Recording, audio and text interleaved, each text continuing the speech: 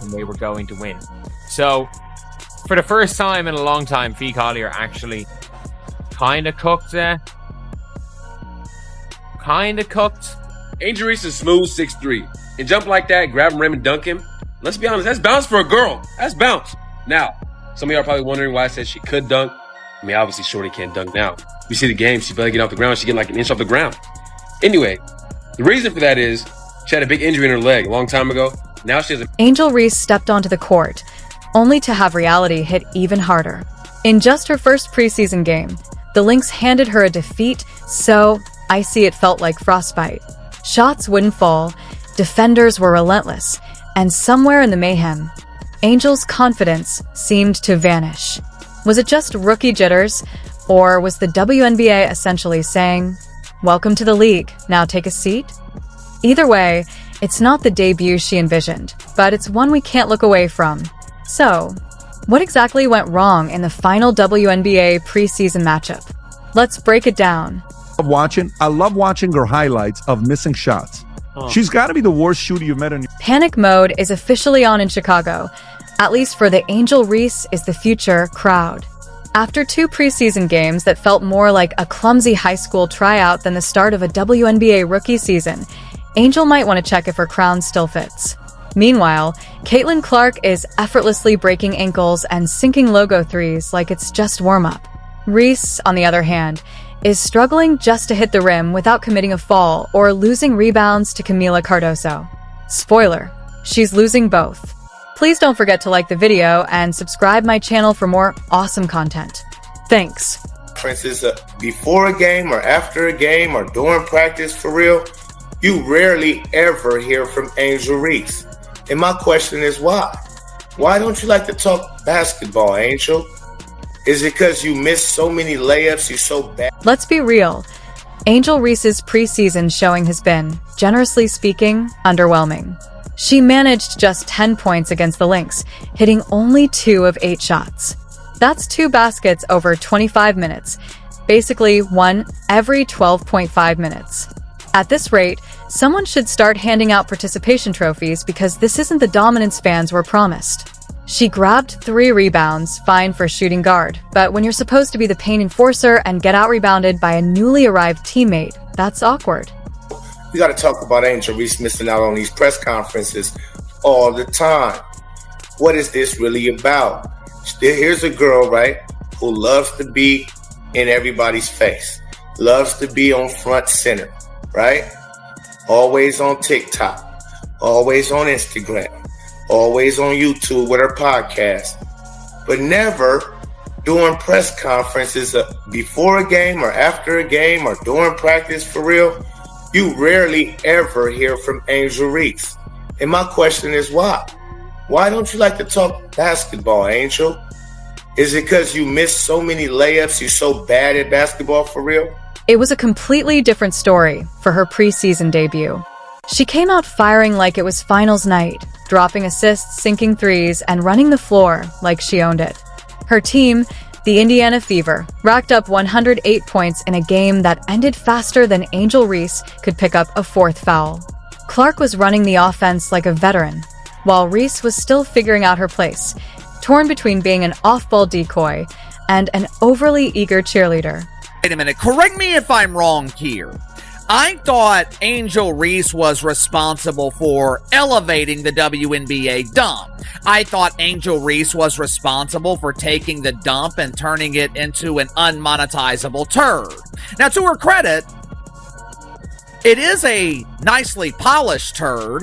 It almost looks appealing. Almost. Of course, it's still not appealing enough to generate profit, but I guess the WNBA is taking baby steps. I mean, what's one more year of multi-million-dollar lawsuits? I thought Angel Reese was the star of stars, the icon of icons. That's what the mainstream media keeps telling me. Headline at Forbes from last month. How Angel Reese and Asia Wilson are leading the WNBA. But the real surprise? Camila Cardoso, the other rookie on the sky. Not the one gracing Reebok ads or popping up on podcasts every few days. Cardoso is quietly taking over the power forward role like it's second nature. 13 points, 9 rebounds, and plenty of, excuse me, Angel, I'll take that board. She's grabbing the rebounds that used to be Reese's domain. Now, Cardoso is running the show, doing all the heavy lifting and still getting the perks, while Reese is left with the bill. And you wonder why you have the least amount of fans showing up in attendance at your games. That all has something to do with it.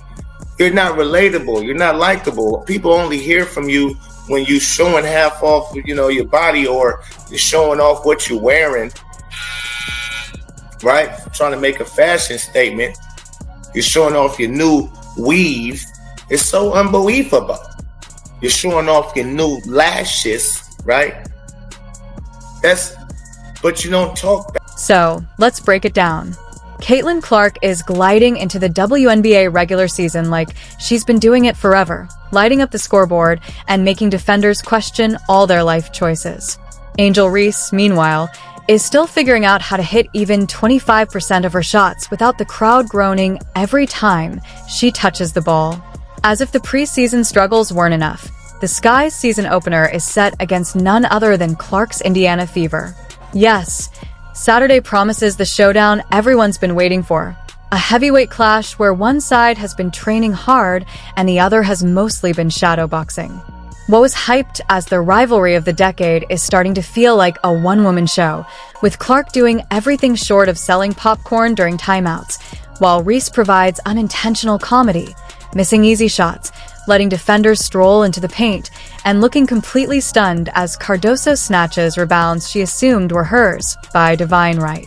Forbies, Angel Reese is arguably the biggest star in the WNBA because she has more social media followers than everyone else.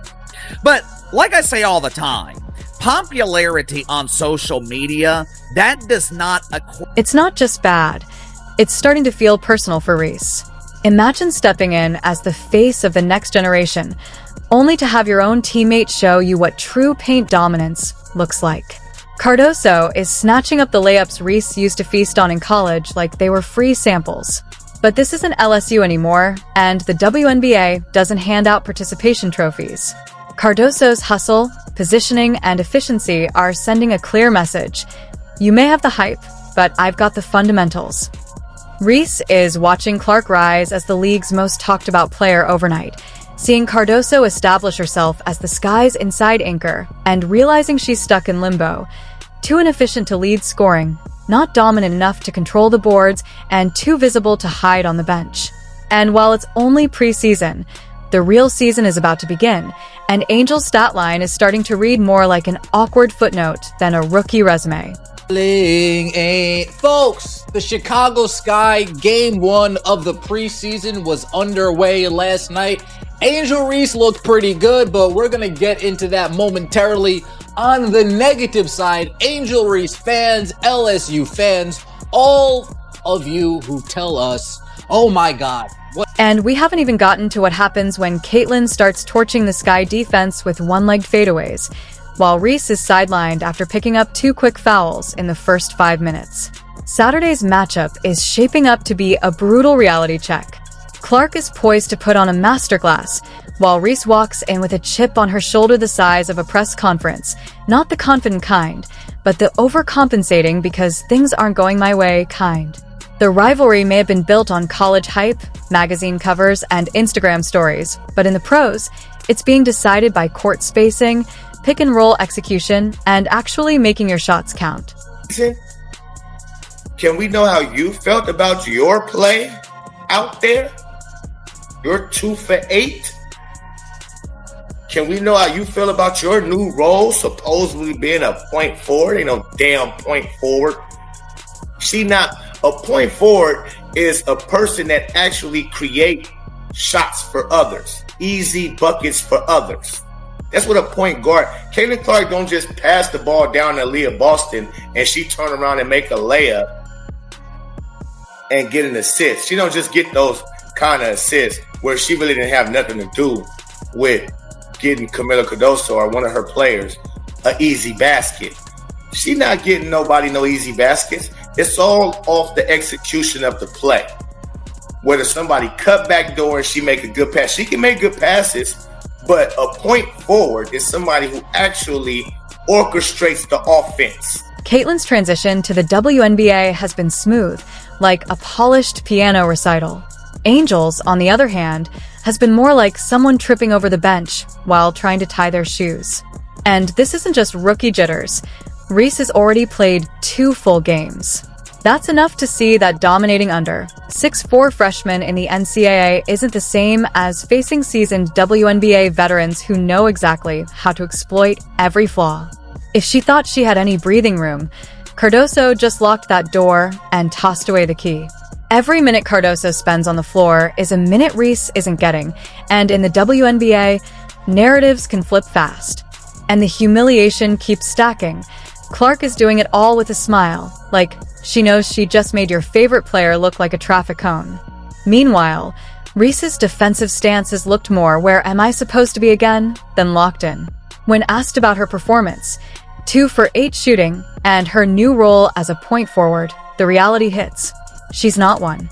A true point forward creates easy scoring opportunities for teammates, orchestrates the offense, and sets up plays that others can finish. Clark doesn't just pass the ball randomly for a teammate to make a layup. Her assists come from smart, intentional playmaking. Reese, in contrast, hasn't been generating those easy opportunities, and most of her production is left to the execution of others. A point forward demands leadership on the court, and so far, Reese isn't there yet.